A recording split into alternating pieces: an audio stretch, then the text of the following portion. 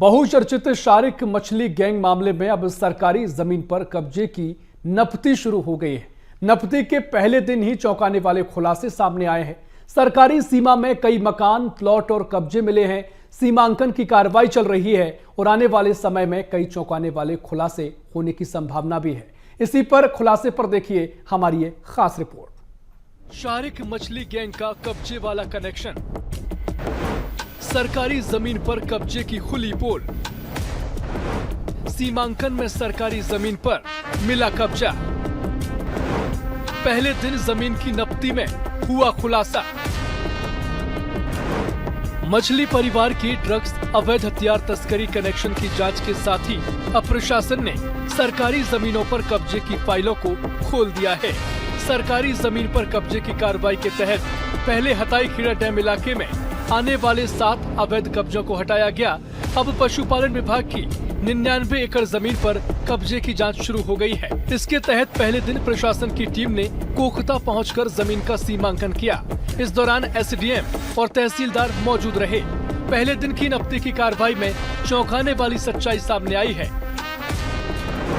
प्रशासन की टीम ने डायमंड सिटी, कस्तूरी कोर्टयार्ड में लगाए लाल निशान। सरकारी सीमा के दायरे में आए 25 से ज्यादा मकान और 50 से ज्यादा प्लॉट।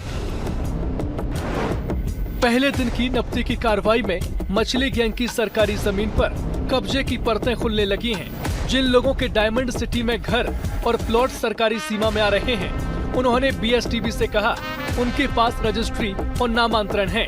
कई लोगों के लोन भी चल रहे हैं। स्थानीय लोगों ने भी सीमांकन को लेकर एसडीएम के पास आपत्ति लगाई। कस्तूरी कोर्टयार्ड कॉलोनी में प्लॉटिंग चल रही थी। ये कॉलोनी टीएनसीपी अप्रूवल बताई जा रही है, लेकिन इसमें भी सरकारी जमीन पाई गई है। इन जमीनों के पीछे शारिक मछली गैंग का हाथ बताया जा रहा है। इस जमीन का सरकारी मूल्य 50 लाख रुपए एकड़ है, जबकि बाजार मूल्य 2 करोड़ रुपए प्रति एकड़ बताया गया है। मछली परिवार के शफीक अहमद, शाबर अहमद, शारिक अहमद, तारिक अहमद, सोहेल अहमद और शावेज अहमद। शारिक मछली गैंग के सरकारी जमीन पर कब्जे को लेकर बीएसटीबी पर तहसीलदार सौरभ वर्मा ने कहा, कोखता में साल 1990 में पशुपालन विभाग को 99 एकड़ जमीन आवंटित हुई थी। अब विभाग को अपने प्रोजेक्ट के लिए जमीन की आवश्यकता है, इसीलिए सीमांकन के लिए आवेदन दिया था। विभाग के नाम 13 खसरे हैं। सीमांकन होने में 1 सप्ताह का समय लगेगा। उन्होंने कहा कि सीमांकन से पहले आसपास की जमीन मालिक को नोटिस दिया था। सीमांकन के बाद आगे की कार्यवाही की जाएगी।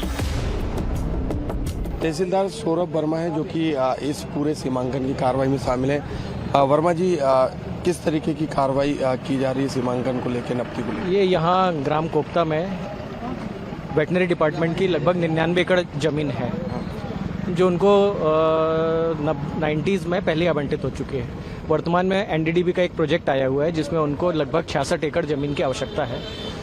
उसी के लिए उन्होंने ये आवेदन किया हुआ है कि हमारी 99 एकड़ जो लैंड है, जो ज़मीन है, उसका डिमार्केशन किया जाए, पूरा सीमांकन करके उनको बताया जाए, ताकि एनडीडीबी का जो नया प्रोजेक्ट आ रहा है उसमें वो 66 एकड़ उनको प्रदाय की जा सके। इसलिए ये सीमांकन की कार्रवाई की जा रही है। कई एकड़ अधिकांश जमीन पे कब्जा है, उसको लेकर क्या डिटेल है? क्योंकि आप लोगों ने नोटिस भी शायद जारी किया कई लोग। नहीं, देखिए, जब भी सीमांकन होता है, ये एक विधिक प्रक्रिया है कि उससे लगे हुए जितने भी कृषक होते हैं या भूमि स्वामी होते हैं, उनको नोटिस जारी किया जाता है। कौन कौन से खसरे हैं इसमें?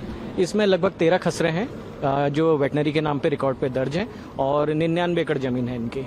तो कब्जा कितने पे निकला सर? कुछ अभी देखिए, सीमांकन की कार्रवाई शुरू हुई है आज, और इसमें लगभग 1 सप्ताह का समय लगेगा। बिल्कुल, अभी सीमांकन की कार्रवाई 1 हफ्ते चलेगी, तो उसके बाद ये तो होगा कि 99 एकड़ जमीन में कितना कब्जा जो है किया गया, और उसके बाद आगे की कार्रवाई प्रशासन द्वारा की जाएगी। कैमरा अमित के साथ BSTV भोपाल।